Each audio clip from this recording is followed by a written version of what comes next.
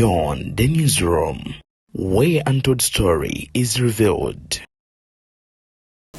Bannayuganda bannankyukakyuka mu bitundu by'eggwanga eby'enjawulo wabweru w'eggwanga na mu buli nsonda yonna gy'osinziira.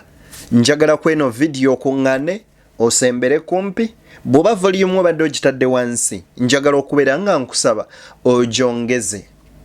Waliwo abantu bangi bannabyabufuzi bavuddeyo ne balumbagana bannaabwe naye ng'ensonga entuufu ebavumye oba oliawo tetugimanyi. Ebuvanjuba nebugwanjuba ewaka wasigalawo ewasinga. Beyond the newsroom gwe mukutu ogukuleetera ekyo ekisinga katiranga naffe ng'oyita ku noti 774 ne noti 744 na bino bikulu tetulanga bafere tetulanga basawo ba kinnansi n'abagwa mu koowa eryo mwebale kutuwagira. Thank you. Kyalwaddaaki Abaganda baalugera ne bagamba nti oba oliawo munnange gy'okoma okuwalampa waggulu enkima eyo gy'ekomaawo okwoleka obwerere bwayo ate era nti n'ow'empaka akunama ebiri kyokka ate n'abika ebbiri oba oliawo amaliriza bwepo mpaawo talina kaafunyeemu kyovola babagamba nti abisse ate tabojjerera. Munyagwa ebbanga lyamaze ng'avuma Bobi Wine, His Excellency Robert Kyagulanyi Ssentamu kw'oteeka bannakibiina kya National Unity Platform era nga yakamala okubeera ng'ayagala okuba ng'akuzinga ebikonde akube Honorable Ssekabira owa NUP. Wuuno atongozza ekibiina kye n'alayira okufaafagana ne Kyagulanyi Ssentamu butereevu. Adde Common Man's Party agitongozza olwaleero era nga Secretary General waayo ye Bigirwa Moses. Kano nno kakiliki kalimu abantu bangi nga bano bo badde bamanyiddwa mu kuvuma Robert Kyagulanyi Ssentamu. Tebakomyawo ne ku langi gye bazze nayo ye ya kala emmyufu. Wandibadde weebuuza lwaki ne langi ate zifaanagana. Kaakati nno Haji Kamyuka amunkubidde omupiira namba emu nga yakatinnya ekigere ku muliro. Nze Deni abatuusaako ensonga zino tuli ku Beyond the Newsroom. Njagala okubeera nga nkusaba n'obuwombeefu obw'ekika ekya waggulu. Video eno sooka ogimpere like bw'ogiwa like ejja kudduka emisinde mingi buli omu asobola okuba ng'agifuna. Ate era mu ngeri yemu njagala okusaba obeere ng'osubscribinga bw'oba tonna subscribinga koona okagambo subscribe then okonene mu kade okagye mu personalize okateeke mu all of ne notification ku mboozi zonna ze tukuteerayo. Awo wennyini njagala tutandikire wano. Kankuwe video omwami ono abadde alabika ng'omulalu azze ku kitebe kya NUP ne basobola okubeera nga ate oba oliawo ajjayo akasente kaalina n'akawaayo oba oliawo emirimu gy'ekibiina gisobola okuba nga gitambulira ddala bukwakku. Kaakati nno ebyo nga mbitadde ku mabbali awo njagadde tuyitirewoko buyitizi. Kaakati ensonga semasonga yiino wano njagala owulirize Munyagwa bw'alayidde ate tutandikire wano embaga. Wuliriza. Bismillahirrahmanirrahim. I, Munyagwa Serunga Mubarak, having been duly elected by the Delegates Conference of the Common Man's Party to serve as its party president,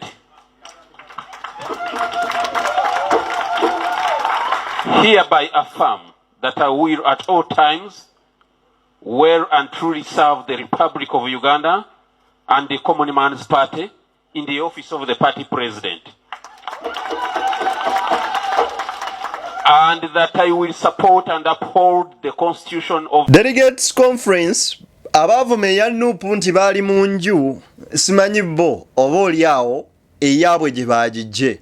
Kyokka nga bineeno we tubyogerera kaakano yakavaayo kola video yiino ng'ayomba n'okuvuma Ssekabira n'amulangira ebigambo bingi bangi ku mmwe sheno mwagirabye naye njagala owulirize.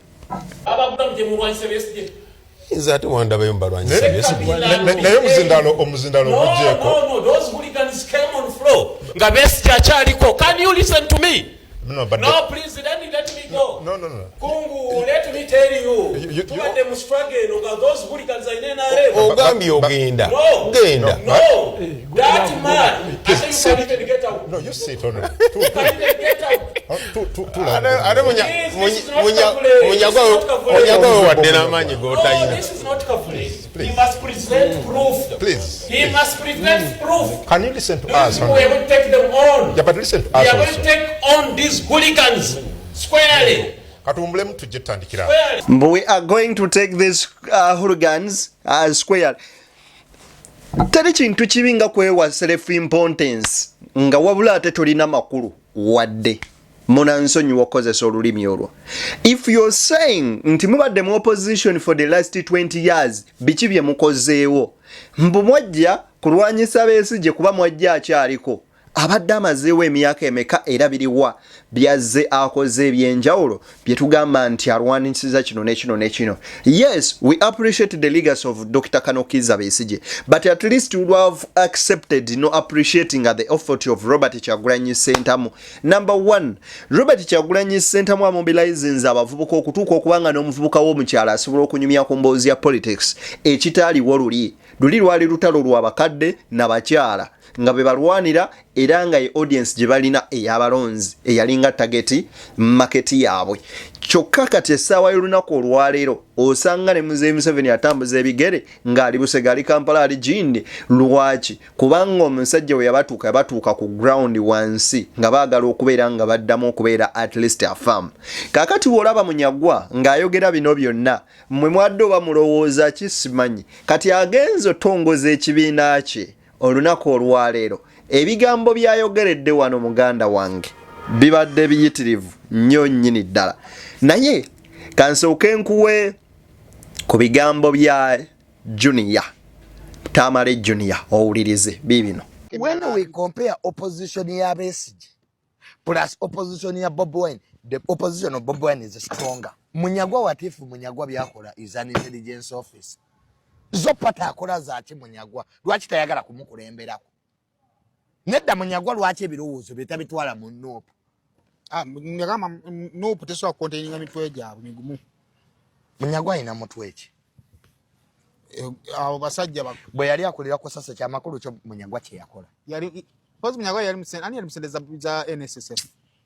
Yali katuntu. Munyagwa yakola ki ku sasa ekyamaanyi nnyo banne kye batakoze. Munyagwa yaddira katuntu mu bigere. Omanyi mwe mulowoozezza nti okwambala amakooti n'okusiba obutaayi nti eggwanga libaagala. Alwanira basingo ki?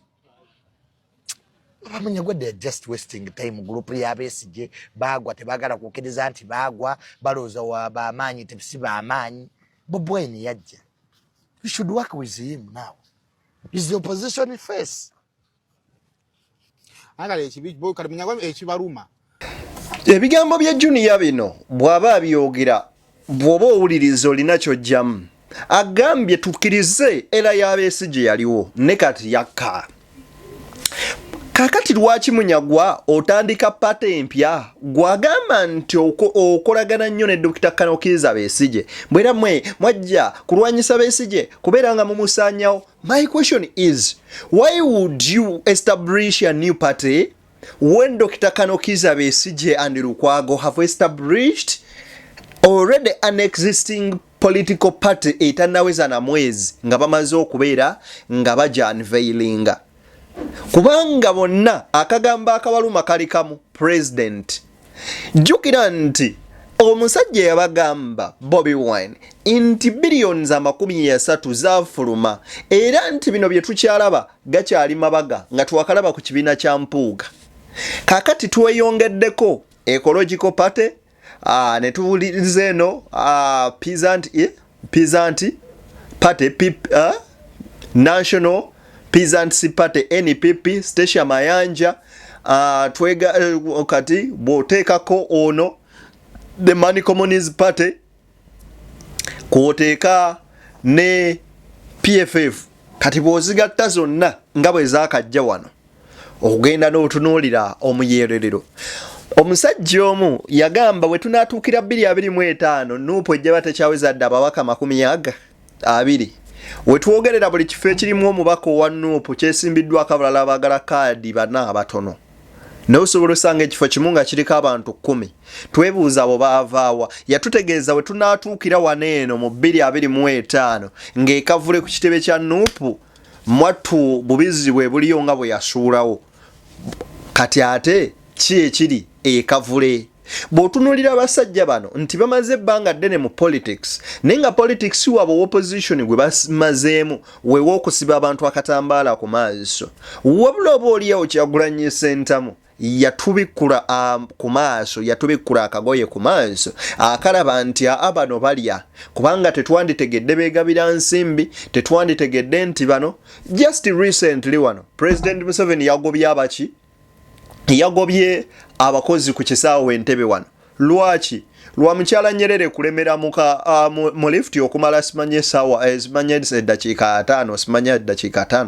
N'agoba abakozi abagenda mu 10 ng'emirimu baagifuna lwa mankwetu. Era eyo story yafulumye bangi mwagirabye ng'abagambye nti abo sibasangawo essaawa zigenda owera 24 nga bonna bali fired ng'emirimu bagigiddwako. Lwaki? Bali less qualified okubanga bafuna emirimu. Ne Jodo Ssennyonyi bwe yavaayo mu Kosase n'aba exposing n'akulira ekisaawe ky'ennyonyi, baagamba yafuna atya omulimu ogwo? Mwe mwennyini mwe mwamudifendinga nga omukyala nti abo bagamba n'ogwo anaagambibwako. Kakati bwe muba mwalemererwa okukola ekyammwe mu myaka egyo n'ojja olwanyise Bobi Wine, Mukunja yatugamba mpozi si muntu, kati awo oba olwanyisa mpewo njagala okubeera nga nkutegeeza. Kakati Sheikh Kamyuka yavuddeyo naye n'abategeeza nti bino ebikolwa bye bakola Bobi Wine, it is the same thing kye baakola ku mugenzi amanyikiddwako obulungi nga video yeno. Basojja Beni Kiwanuka omwana oyo nonno nga abagambye eki? Abagamba temukkiriza Ssaabasajja Kabaka kola mukago n'obote Obuganda mu buwaayo. Ne bagamba gwe Beni Kiwanuka otandise okulaba Obuganda mu kamwa.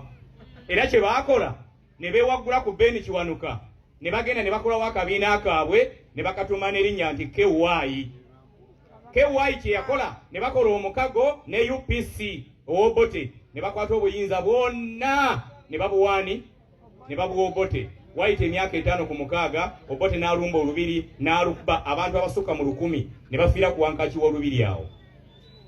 Kati olwaleero osanga nga abantu bawanira bazzeemu enkola yeki ng'abantu bennyini be twandikiririzaamu ate bali ku Kyagulanyi bamuvuma okuva ku makya mpaka kawungeezi.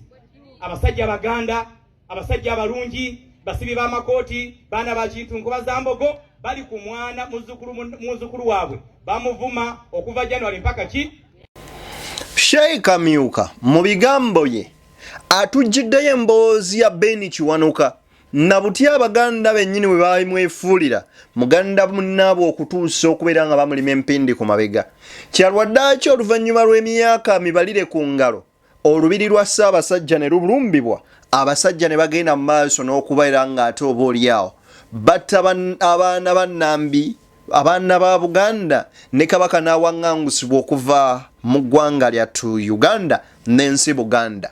Kaakati awo n'abakulu bano we batutuusizza oba oliawo. Kaakati njagala nkuwe vidiyo eno eya Munyagwa owulire engeri gye yeekalakaasizzaamu leero.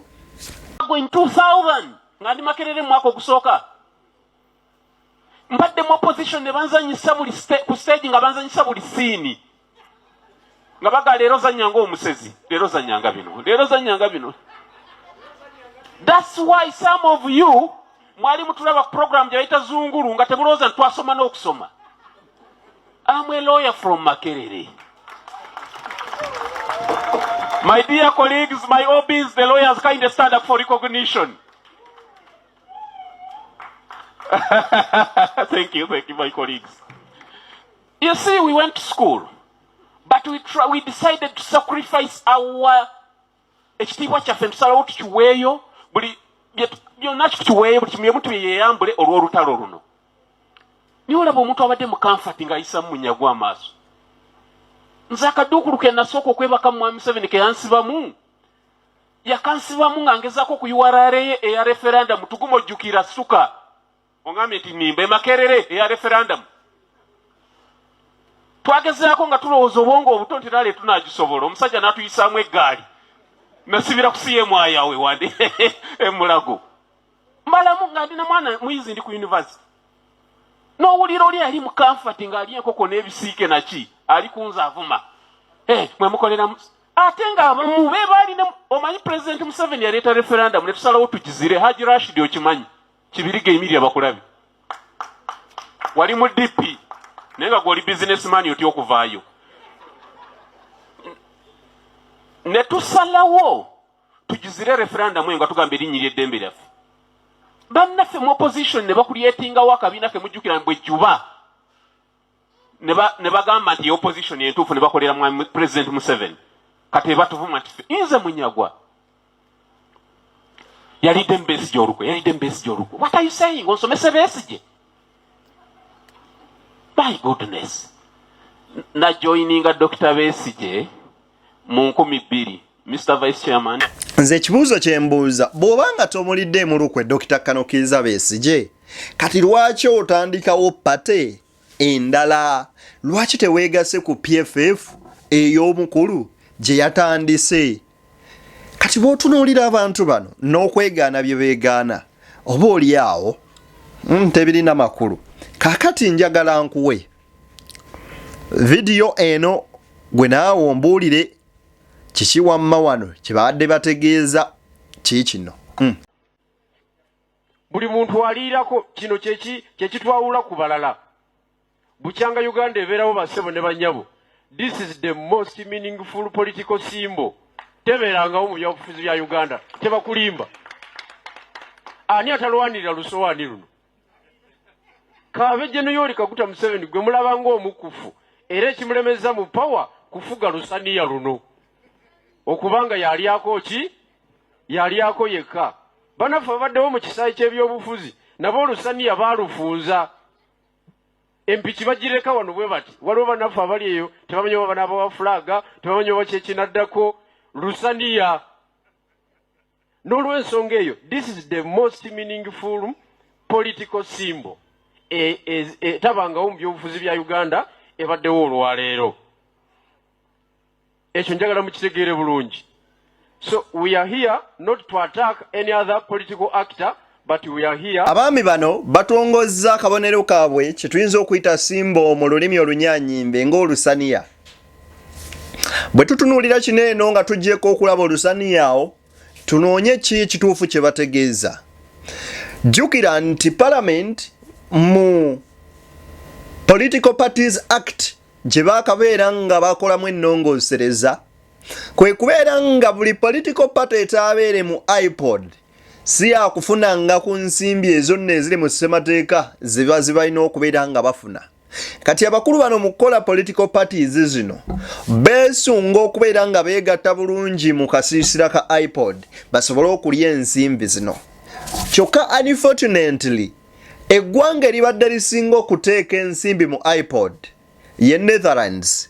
Si ye wava Nico ono owa Nuupu omuzungu oyo afuuse ekizibu ku mikutu emikwanira wala. Netherlands yagambye nti naffe ensimbi ze tulina zisobola okukola ku birala oba oli awo ate tukyaddamu tuteekamu iPod. Kaakati gwe muganda wange andaba akadde kano omuganda omutuufu agamba nti namuseeze ku nnyoge. Bano bonna nga beegatta mu bubinja bwabwe okubeera nga oba oli awo balwanagana ne bannaabwe. Waliwo ate ekijja okuba nga kizuuka.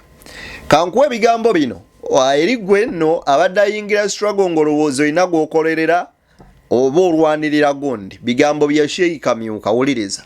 Ebizibu byonna kukyusa nsi yo. Ekyo mukitegedde. Era saagala kuddamu kulya muvubuka agamba bampamba lwa Kyagulanyi ne bankuba emiko lwa Kyagulanyi teyali mwana wa kitaawo. Bakuwamba olw'ebizibu byo okyusa obulamu bwo. Maama wafuna eddagala nga bw'anaalwala kansa jjagende mulago bamujjanjabe. Mama wabeere afune omukisa nga bw'anaafuna sukaali ajja genda wali empigi mu ddwaliro afune eddagala mukitegedde naye omuvubuka myaka 23 nayogera ekigambo ekiri nosensi bwe kityo nti bampambye lwa Kyagulanyi yakubirako ku simu gwe n'essimu ye buli yali wano nga Kyagulanyi yali akubidde ku simu wanika omukono kaakati yakuwambisizza lwaki Kyagulanyi yajja ng'alabye bannayuganda tulina ebizibu biki ne yeewaayo mukitegedde n'agamba bannange mujje gye ndi mwenna abakooye oba abazitoowereddwa nze nja bawumuliza entebe mu ntebe fenna tumugoberera. Ebigambo bya Sheikh Kamyuka sinza bigattako kigambo kyange yadde ekimu bwe kiti ndowooza mubiwulidde bulungi. Banywanyi sekita kitava ku ssengejjero kifuuka wankindo n'alime wagonda atera nanyuka era n'azina obulungi atera n'ava mu ddiiro tusinkane nga guludde n'oyo akkiriza.